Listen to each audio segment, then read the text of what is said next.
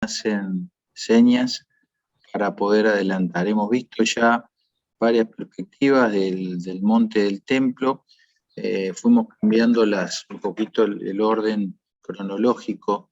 Empezamos medio que del final, o por lo menos del Nuevo Testamento, de lo que fue toda esta construcción, que son los vestigios arqueológicos que nos quedan hoy en día, que es la plataforma que construyó Herodes, ¿recuerdan? Sobre lo que sería el Monte Moriah. Vimos algunas de estas reproducciones, los videos también, las características de estas tremendas rocas como piedras fundacionales que pusieron, también algunos vestigios de muchas puertas que había en los muros de la ciudad y en el muro del monte del templo propiamente dicho, muchas de las cuales después fueron tapiadas, ¿no? Fueron cerradas nuevamente. Acá este vestigio de lo que podría haber sido una de las esquinas del templo, una de las puertas más famosas que se observan, que da al lado oriental, hacia al Valle de Cedrón y al Monte de los Olivos, conocido como la Puerta de la Misericordia o la Puerta Dorada. Bueno, vemos que a lo largo de la historia el perímetro de la ciudad, que es esto que está en negro oscuro, y este sería el perímetro del monte del templo propiamente dicho, han tenido diferentes puertas de entrada, ¿sí? Fíjense, estas que vemos enumeradas aquí, la nueva, la de Shem, la de las flores, la de los leones, la de la misericordia, que sería esta acá que vimos recién en la otra foto, y esta que sería la entrada principal hoy a la ciudad vieja de Jerusalén, son puertas o pórticos que datan de alrededor del 1500 después de Cristo, ¿sí? Si comparamos el nombre de estas puertas con las que aparecen, por ejemplo, en la época de Esdras y Nehemías, que estamos hablando de unos 400 años antes de Cristo, entonces las diferencias de los nombres son significativos, ¿sí? Estas son otras puertas que encontramos, ya les digo, ya en una época relativamente reciente, de la Edad Media hasta ahora. Algunas son muy antiguas, como podrían ser estas puertas orientales, y las puertas de la región sur, que se mencionan, pero hoy, si vemos una foto, vamos a ver que están todas cerradas, todas tapadas, ¿sí? Ninguna de ellas está vigente en la actualidad. Bueno, algunas reconstrucciones del templo que, bueno, sería para entrar en un detalle que no lo vamos a poder hacer en este curso, las dimensiones, las características de las diferentes cámaras, ¿sí? Recuerden, este es el templo de Herodes, el templo de Herodes que mucho mayor de lo que fue el templo de Salomón, en tamaño, en dimensiones, ¿sí? Habíamos mencionado también, yendo al principio de la historia, cómo la presencia física de Dios en medio de su pueblo ya data de la construcción del tabernáculo, aquel templo portátil, por decirlo de alguna manera, y cómo Dios se asentaba en el centro del pueblo, y ya que todas las tribus iban hacia alrededor. Esa ubicación central daba la idea de autoridad. ¿Se acuerdan que hablamos de la palabra centro o kentron como un símbolo de autoridad? Bueno, las características de la tienda, el tabernáculo de reunión, con sus partes adentro, que esto sí se replicó después en los diferentes templos, ¿sí? El atrio exterior, donde se hacían los sacrificios, luego lo que se conoce como la fuente de bronce, que era un lugar para lavarse, y todo esto se hacía antes de poder ingresar al lugar santo, que contenía la menorá, la lámpara de 7 brazos, los panes de la proposición y el altar del incienso. Y después, tras este velo que vemos acá, lo que sería el arca del pacto en el lugar santísimo. Ahí vemos las distribuciones. Y el arca del pacto, que es, digamos, el elemento que nos conecta a ese pasado remoto con la historia de David, quien decidió traerla de vuelta a su ciudad, a la ciudad de David, ¿sí?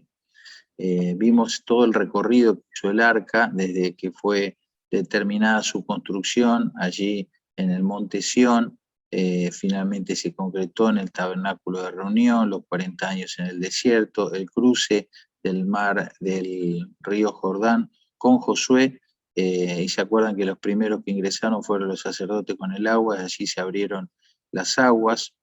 Luego vemos que el arca estuvo en diferentes lugares, estuvo en Silo, estuvo en Betel, después ya vemos en la época de los jueces de Samuel, nuevamente en Silo, los filisteos la toman, y como la tienen secuestrada, pero después la devuelven y queda en la ciudad de Bet-Semes. Era una de estas ciudades que estaba ahí en el límite, ¿se acuerdan?, entre las ciudades filisteas y las ciudades de Judá. Finalmente, después el arca, hay un deseo de que vuelva a Jerusalén o a Israel, ¿sí? Dice: Saúl lleva el arca por un tiempo al campo de batalla. Después vemos que el arca se traslada a la casa de Obed-Edom, donde estuvo 3 meses. Ahí es donde, cuando se intenta el primer traslado del arca a la ciudad de David, Usa cae muerto. Finalmente el arca llega a la zona de lo que es Jerusalén y se encuentra alojada en la ciudad de David.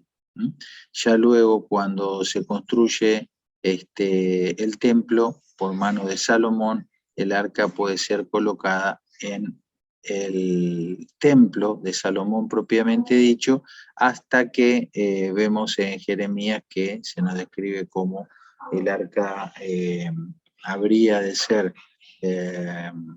robada y habría de desaparecer de alguna manera, lo cual sucedió finalmente en el 586, cuando Nabucodonosor toma y destruye Jerusalén.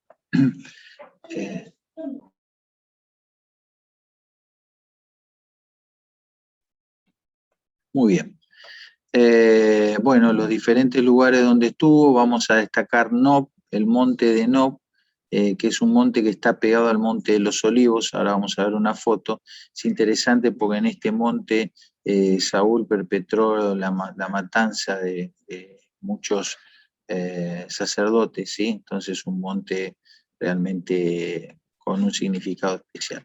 Y aquí vemos todos los lugares de la región norte, la región central, la tierra de los filisteos, hasta que finalmente se ubica en la ciudad de David y luego en el monte de Moriah, donde se levantó el templo, en el monte del templo.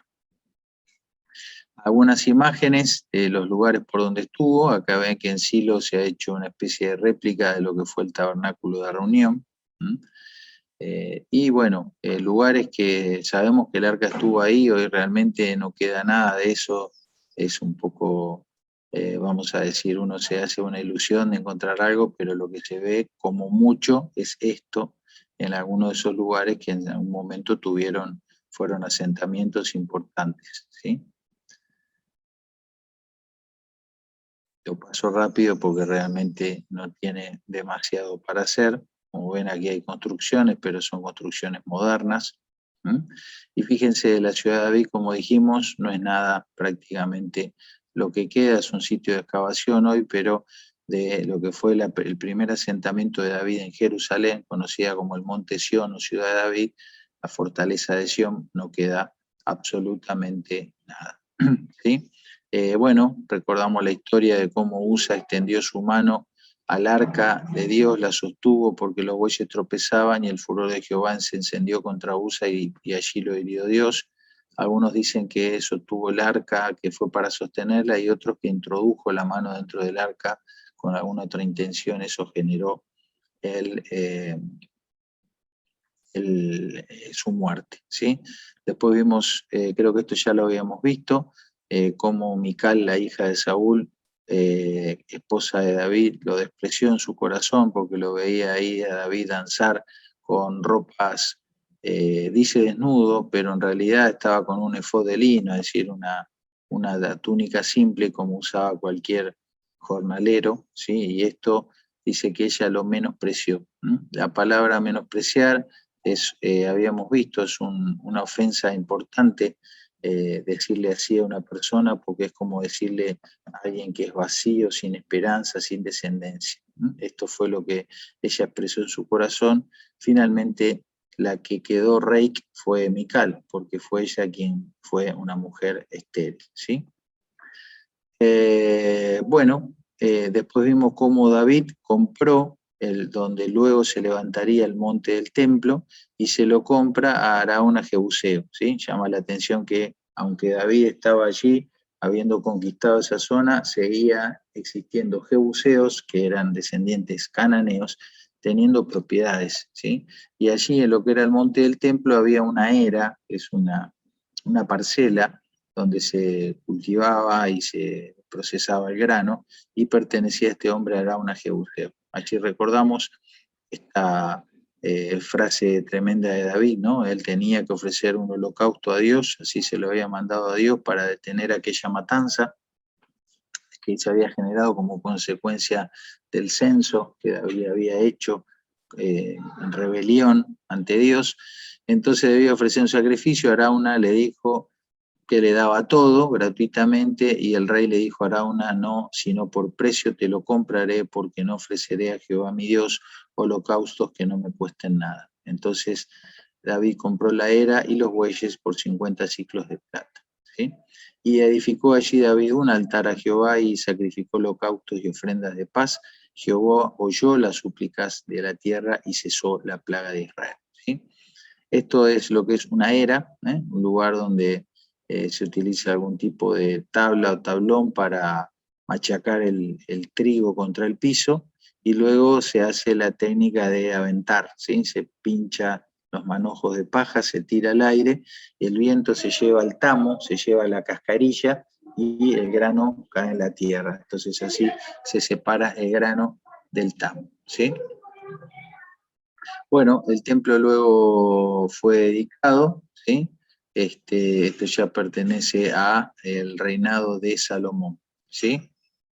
Y habla de lo que es el arca del pacto del Señor, la cual estaba en la ciudad de David, la cual es Sión, y los sacerdotes trajeron el arca del pacto del Señor a su lugar. ¿A dónde? Al santuario, al interior de la casa. Fíjense qué interesante. La casa es el nombre con el cual se identifica al templo, ¿sí? La casa de Hashem, la casa del Señor. Muy, muy sencillo y muy profundo a la vez, ¿sí? Bueno, algunas reconstrucciones de lo que podría haber sido el templo de Salomón. No hay muchos datos, excepto de lo que es detalle bíblico de las columnas de entrada. El resto es, digamos, son inferencias del texto. Se piensa que esto podría haber sido tener así como niveles de gradas aquí en el interior de estos habitáculos laterales, ¿sí? Entonces ahí ven las cámaras laterales y la entrada, desde el pórtico, el lugar santo y el lugar santísimo. Como ven, no es algo demasiado largo, son 60, supongamos 70 cos, estamos hablando de unos 35, 40 metros, ¿sí? Bien, ¿qué más? Rápidamente, bueno, aquí sí, como les decía, hay algunos detalles sobre las columnas y los capiteles. Eso sí se detalla bastante específicamente. Bueno, algunos otros tipos de recreaciones, donde ven nuevamente los tres lugares: el atrio por afuera, el lugar santo y el lugar santísimo, al igual que lo teníamos en el tabernáculo de reunión. Acá otra perspectiva de cómo podría haber sido. Por supuesto, fíjense que las dimensiones del altar de bronce y de la fuente de bronce son mucho mayores que las que había en el tabernáculo, ¿sí? Obviamente. Bien. Bueno, otra imagen posible. Entonces Salomón comenzó a edificar la casa del Señor en Jerusalén, en el monte Moriah, ¿sí?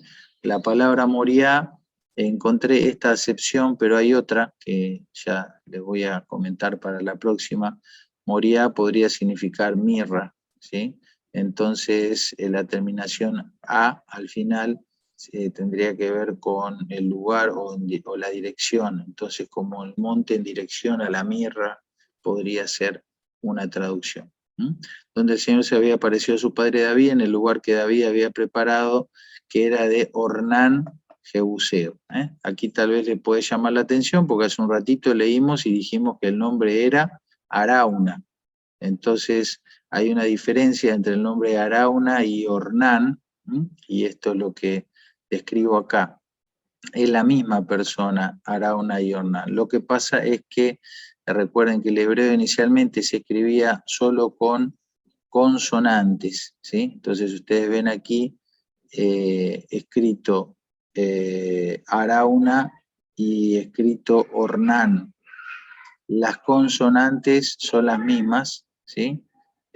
Sobre todo la de la raíz, que serían estas tres acá, pero cambian los puntos vocálicos, cambian las vocales, que son los puntitos que están abajo. Esta inclusión de los puntos vocales, fíjense, ya es de nuestra era, del 600 hasta el 1000 después de Cristo.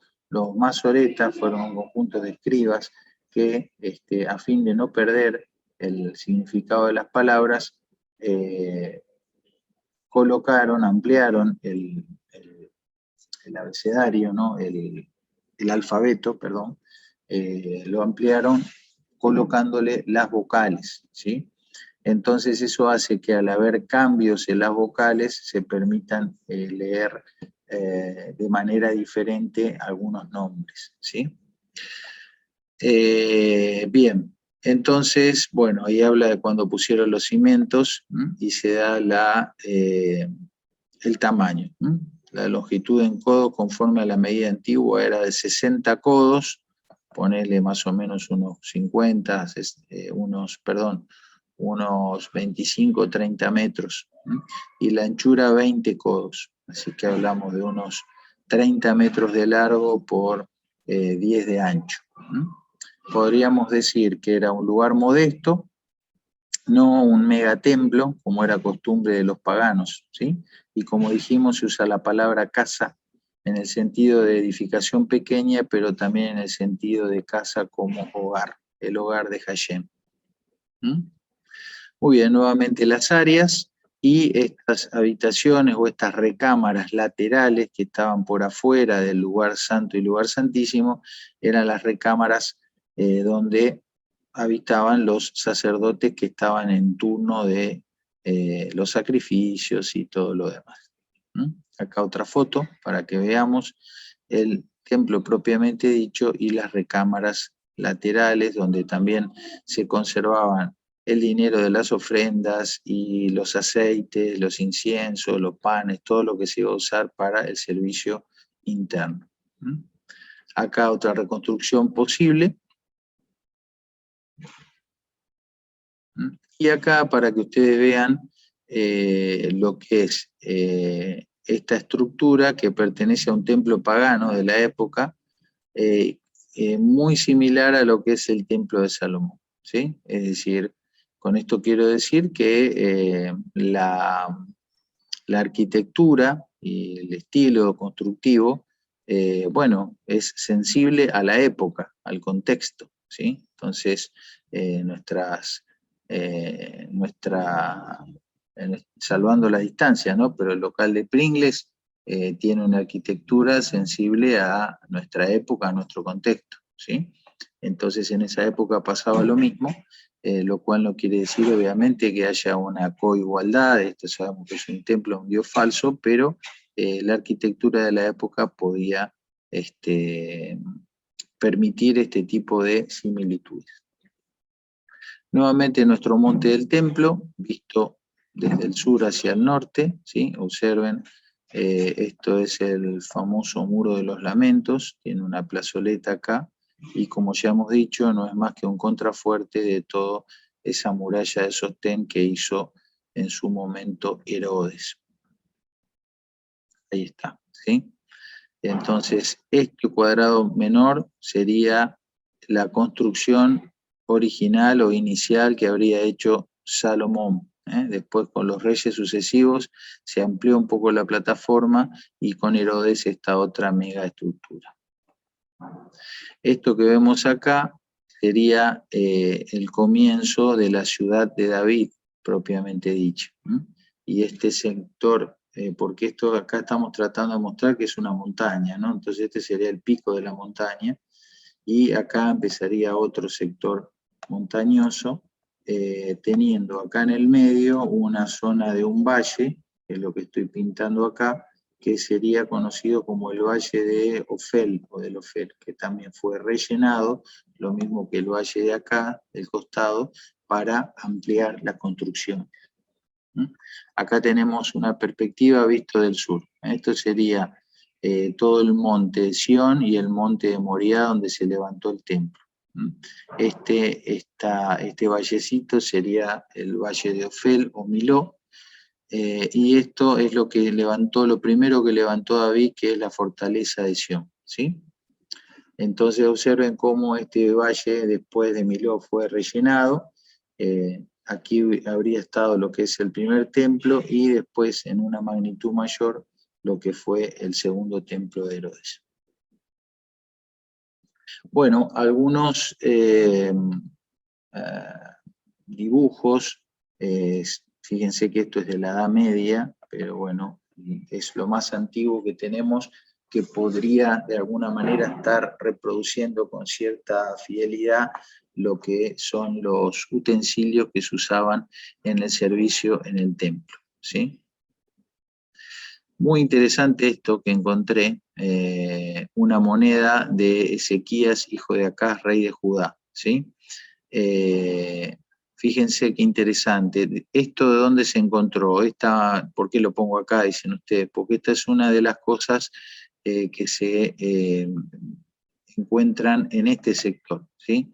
Este sector, que era el sector de la antigua ciudad de David, hoy ya no existe. Dijimos que son ruinas. Y es un lugar de mucha actividad de arqueología, ¿no? Entonces, en esta zona se halló, por ejemplo, esta moneda acuñada de la época del rey Ezequías, ¿sí? Pero fíjense qué interesante. Primero, el sello está hecho en escritura fenicia, que como ven es una escritura más recta, no tan cuadrada, como lo es la escritura hebrea babilónica. Lo más interesante no es que acá diga Ezequías, hijo de Acaz, rey de Judá, que es lo que diría acá, sino los símbolos que aquí aparecen, ¿sí? Aparece este símbolo acá, que es un símbolo egipcio, ¿sí? Es un símbolo egipcio, el Anj, que es un símbolo de inmortalidad. Y aparece este otro símbolo, que es como un insecto, ¿no? Así con alas, que es un símbolo pagano también, obviamente, ¿sí? Conocido como el Aura Mazda, que pertenece al zoroastrismo, que son religiones de misterio muy antiguas, ¿sí?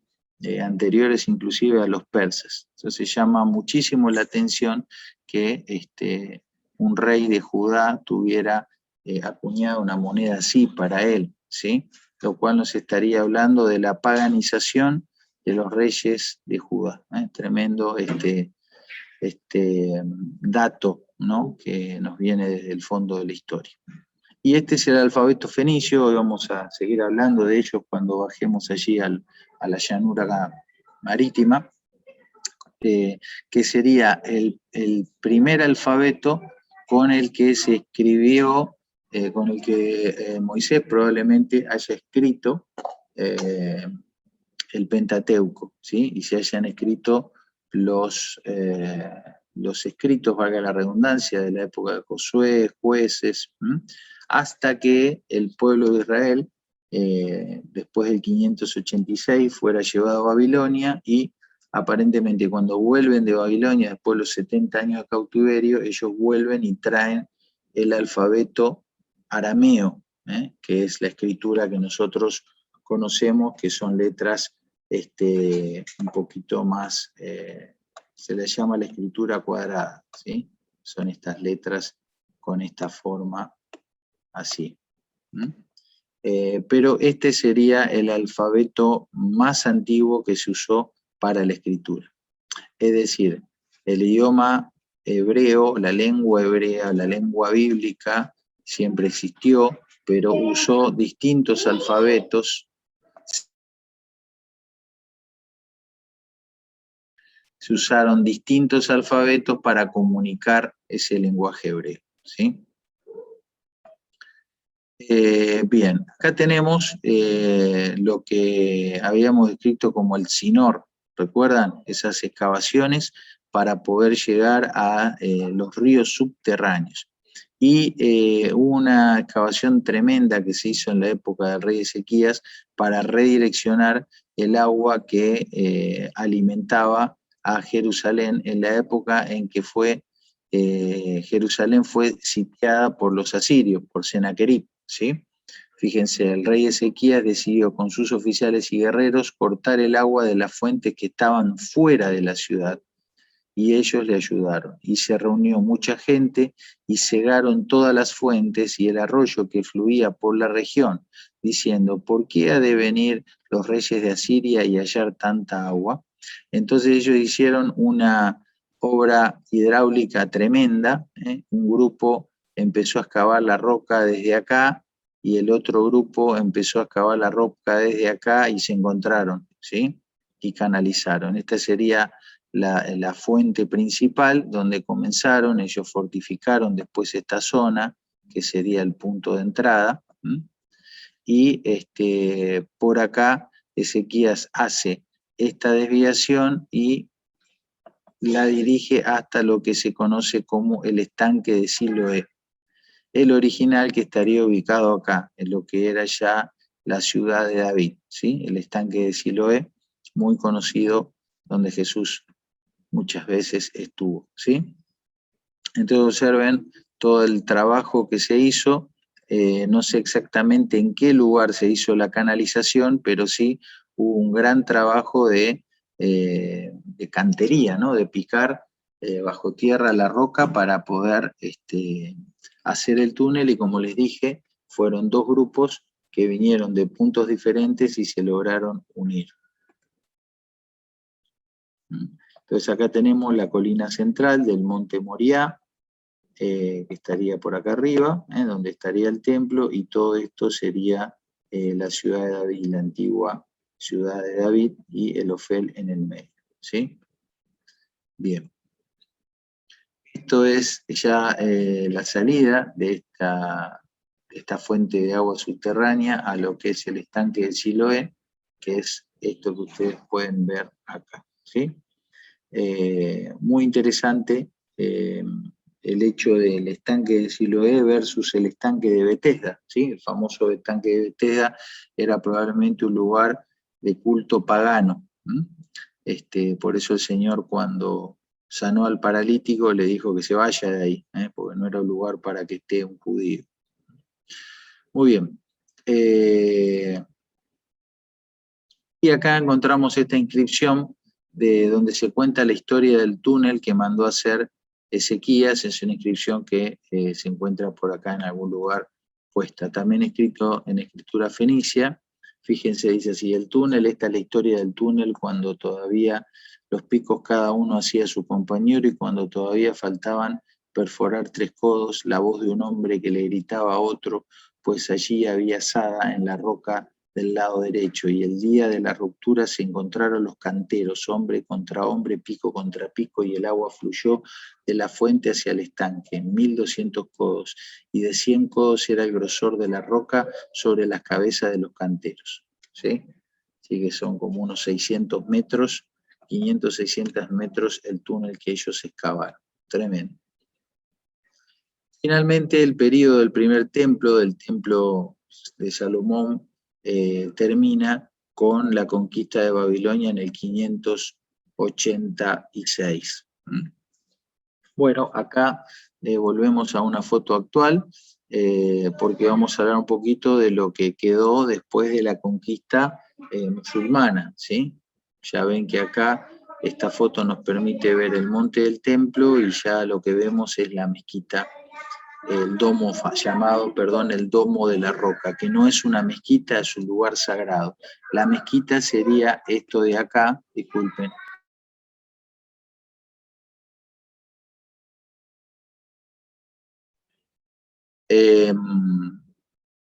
Esta sería una mezquita que está construida adyacente al Monte del Templo, se caracterizan por tener siempre su plataforma acá, donde no hay un campanario, pero sí hay el lugar donde se hace la convocatoria para orar, ¿sí?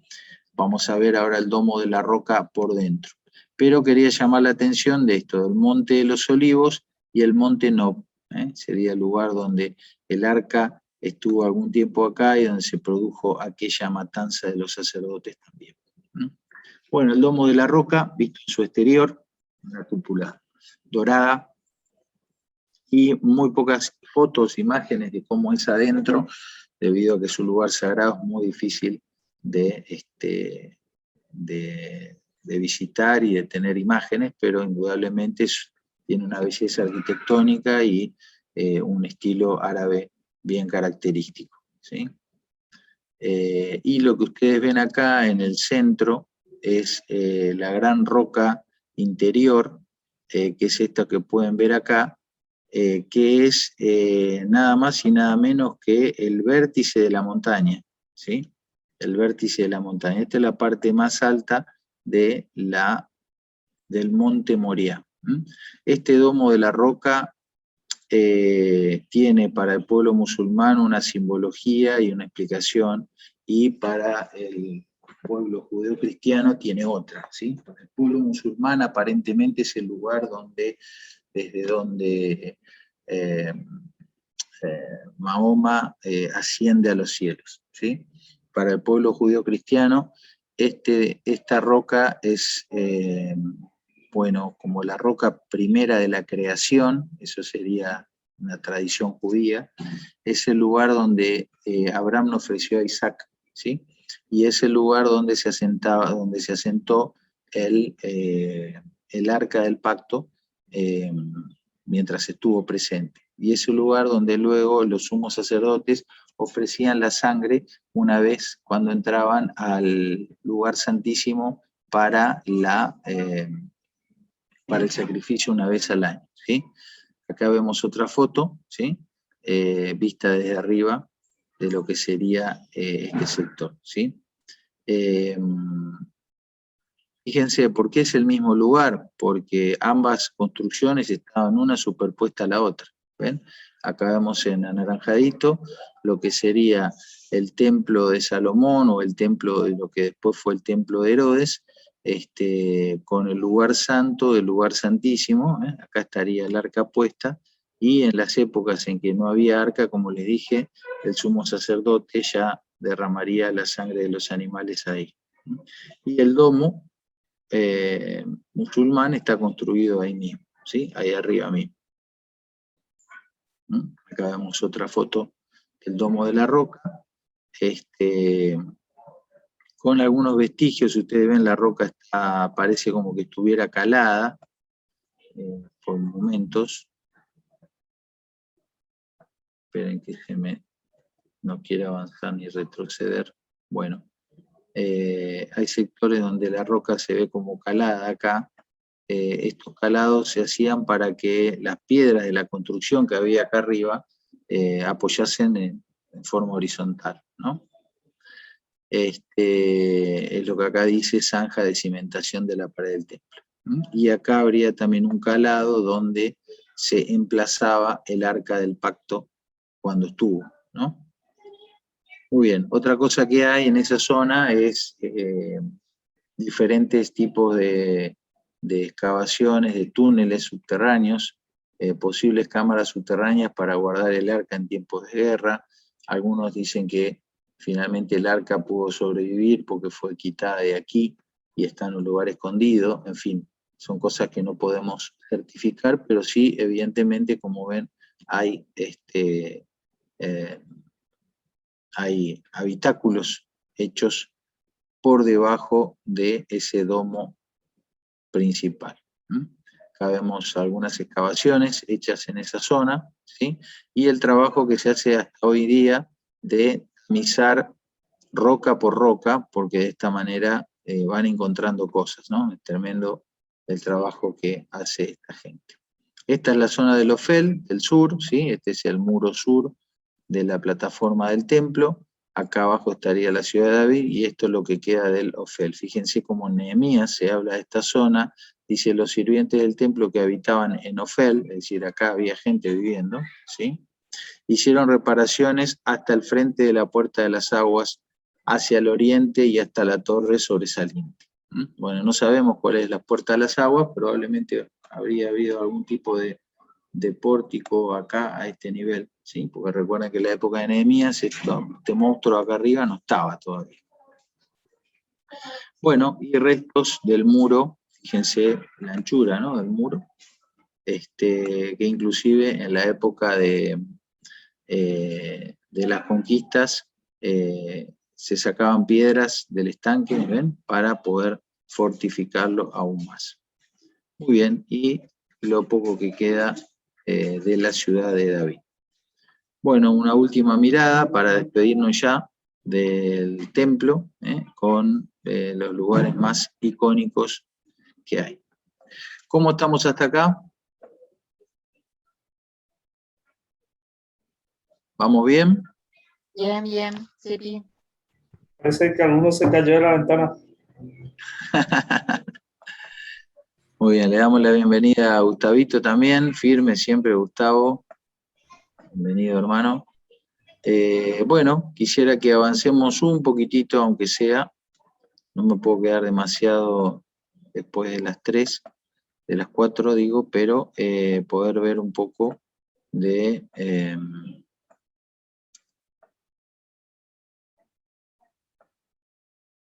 nuestro próximo viaje.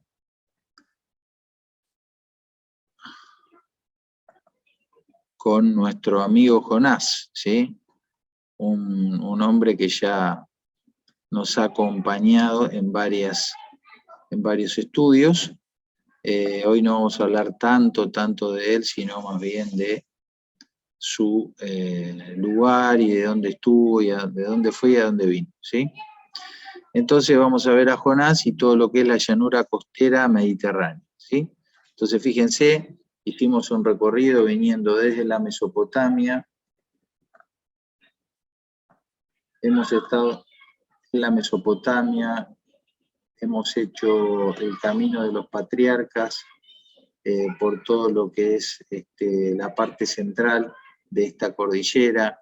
Después nos hemos quedado en la cordillera, la parte norte, viendo Efraín, Samaria, la parte sur, hemos visto el territorio de Judá, hemos recorrido ya el famoso Valle de Jezreel, hemos acompañado a José en su peregrinaje desde el Valle de Dotán por todo este camino hasta Egipto. Hemos estado en Egipto, hemos dado vuelta en el desierto de la península de Sinaí y en la península arábiga, hemos cruzado el Mar Rojo, hemos venido por aquí desde Cades Barnea y después hemos entrado por toda la cadena montañosa, las montañas de Moab, acompañando hasta el monte Nob a Moisés.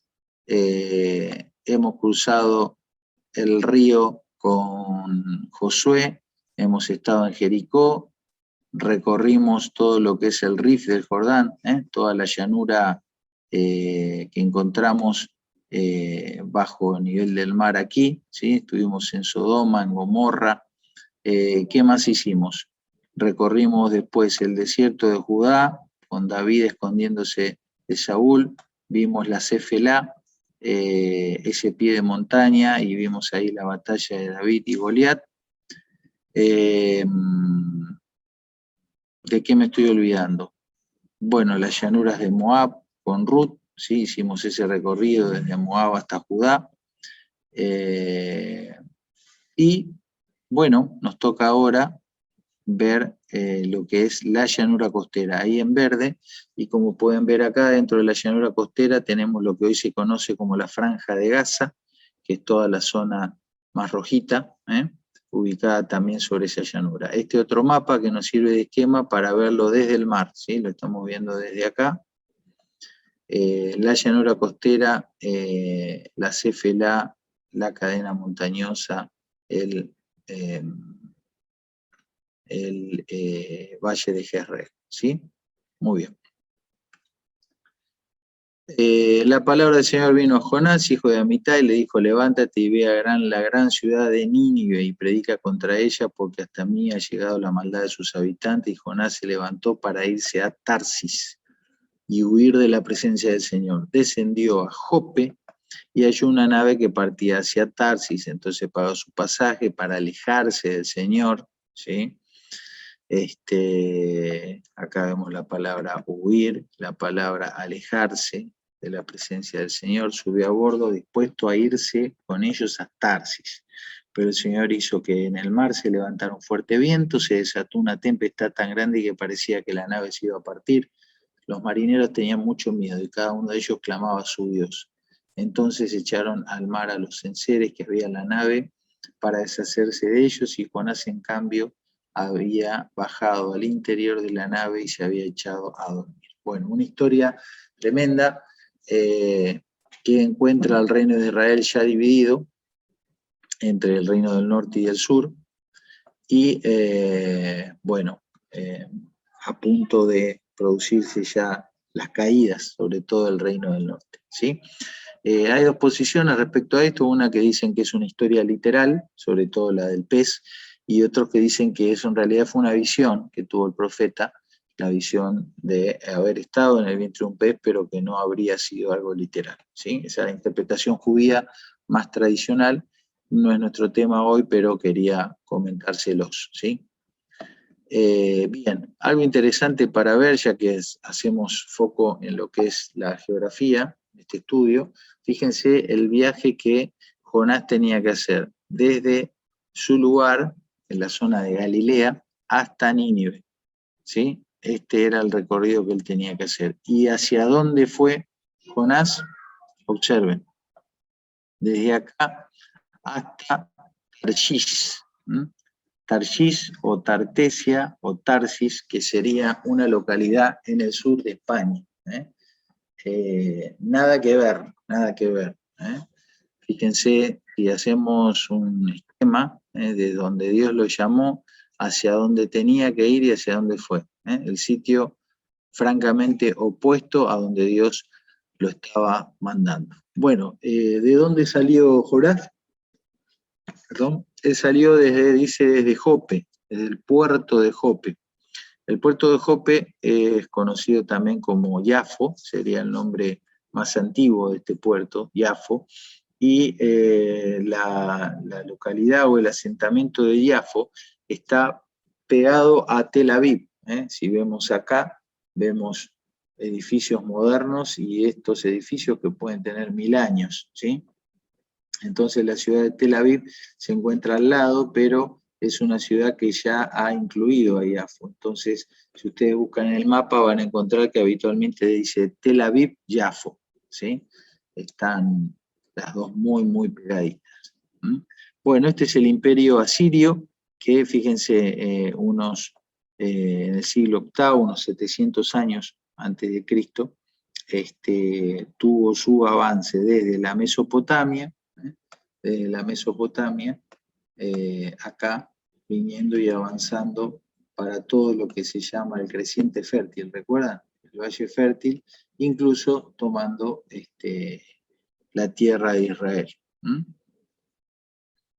E incluso llegando a Egipto. Bueno, interesante lo que se va diciendo de Nínive, la gran ciudad. Se menciona en Jonás, el profeta Sofonías también habla una profecía contra ellos: extenderá su mano contra el norte y destruirá Siria y convertirá a Nínive en un montón de ruinas y en árido desierto. ¿Sí? Una profecía tremenda, porque cuando Sofonías escribe esto, Nínive era una potencia mundial, ¿no es cierto? Una ciudad número 1, entonces una declaración que en esa época era una locura decir algo así. Y acá tenemos una referencia a su construcción. Desde esta tierra salió para Siria y edificó Nínive. Se está refiriendo a Nimrod, hijo de Canaán, hijo de Noé, ¿sí? Interesante que Nínive, Egipto y Babilonia son las tres ciudades con características que después son evocadas en el libro de Apocalipsis. Se dice cosas de estas tres ciudades en el libro de Apocalipsis. Y es lo interesante que estos tres lugares, Nínive, Egipto y Babilonia, fueron los lugares donde el pueblo de Dios, en desobediencia al Señor, buscaron refugio y buscaron hacer alianzas, ¿sí? Algo que nunca le funcionó, que hablaba un poco de su adulterio espiritual. Bueno, aquí un relieve con algunos de los personajes icónicos o más importantes de este pueblo. Esto es Nínive en la actualidad, queda en el actual Irak, y bueno, Saddam Hussein procuró en sus épocas hacer una reconstrucción, transformar esto en un sitio arqueológico, en un museo, en un parque arqueológico, bueno, que quedó sin terminar, pero aquí vemos una de las puertas de la ciudad de Nínive ya restaurada. A finales del siglo VIII vemos la conquista de la tierra de Israel por parte de los asirios, ¿sí? Y como también estos asirios fueron hacia el sur a también intentar conquistar el reino de Judá, aunque no pudieron.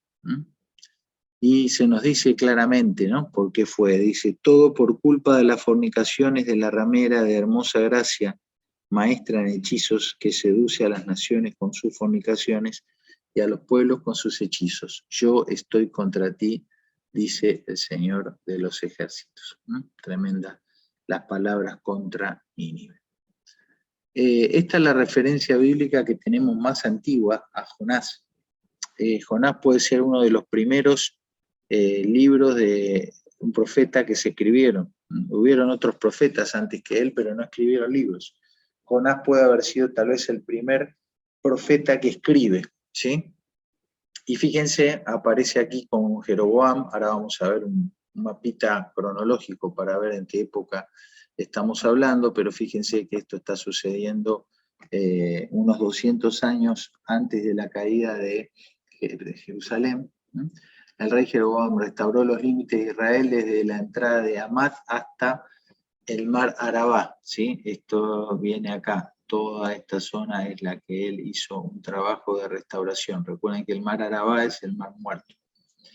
Conforme a la palabra del Señor de Israel, la cual había anunciado por medio del siervo Jonás, hijo de Amitai, ¿sí? Porque profeta que fue de Gat-Hefer. Entonces acá nos menciona por primera vez a Jonás, hijo de Amitai, y se nos dice de dónde era. ¿De dónde era él? De Gat-Hefer. Gat-Hefer es una localidad que se encuentra acá, como ustedes ven, muy ubicado en la zona de lo que es la Alta Galilea. Entonces, Jonás era un galileo, ¿sí? Era de Galilea. Es interesante porque cuando Jesús viene, lo menospreciaron por el lugar de donde venía y dijeron esto que fue un error, ¿no? De aquellos maestros, aquellos fariseos que lo estaban confrontando. Porque le dijeron, ¿eres tú también Galileo? Escudriña y ve que de Galilea nunca se ha levantado profeta. Y la verdad es que, aun con sus imperfecciones, sus limitaciones, Jonás fue un profeta que se levantó desde Galilea. Bueno, ¿qué más podemos decir de Tarsis o de Tarshish? Dice Isaías, ponente una señal, enviaré a los sobrevivientes de ellos a las naciones. A Tarshish, a Fut, a Lut, que disparan arco, a Tubal y Javán, a las costas lejanas que no han oído de mí ni han visto mi gloria. Publicarás mi gloria entre las naciones. ¿Sí? Bueno, acá una referencia a Tarsis. Y también el rey Salomón tuvo mucho que ver con este grupo, ¿no? De los tartesios. Dice que el rey Salomón tenía en el mar una flota de naves de Tarsis. Las naves de Tarsis serían naves grandes, naves de gran calado, junto con la flota de Hiram. Hiram era el rey de Tiro. Estas serían barcos de menor calado. Y una vez cada 3 años, la flota de Tarsis venía y traía oro, plata, marfil, monos y pavos, ¿sí? Se ve que estas naves podían hacer tal vez este recorrido, ¿sí? Venían acá, es muy probable que recorran las costas de África por el tipo de animales que traían. Algunos piensan que inclusive podrían haber llegado a las costas de América, y cada 3 años venían, volvían, pasaban por Tarsis y comerciaban con Salomón. Muy interesante. Bueno, Tarsis. Sabemos que él quiso ir a Tarsis, no sabemos si llegó a Tarsis, evidentemente no. Hubieron varios lugares que se postulaban como nombre, como lugar para Tarsis, ¿sí?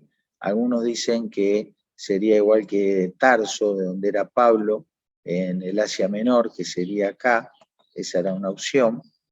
Otra opción sería que haga referencia a Tartessos en España, que sería esta zona.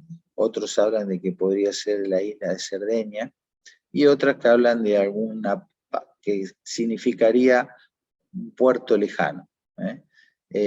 Hoy por hoy el punto de vista geográfico que más se acepta como posible es este de acá en España, Tartessos, ubicado en el sur de España. Bueno, entonces vemos cómo Jonás huye desde Gat-Hefer, que está ubicado aquí en la Galilea, ¿sí?, hacia Jope, un lugar que en esa época estaba bajo el dominio filisteo. Entonces dice, Jonás rechaza inicialmente la llamada divina, al igual que otros profetas, como pasó en el caso de Moisés o de Jeremías. Entonces dice el comentarista, pero Jonás no solamente protesta, sino que él también huye. En el hebreo dice que descendió a Jope, es decir, desde el monte a la llanura costera. Él va de la zona de Galilea, donde él era, que era una zona montañosa, tenía que ir para allá y decide ir para acá. Muy bien, creo que vamos a hacer una pausa ahí, porque ha pasado un poquito la hora y nos queda bastante para ver todavía. Vamos a quedarnos ahí con la incógnita a ver qué fue lo que pasó.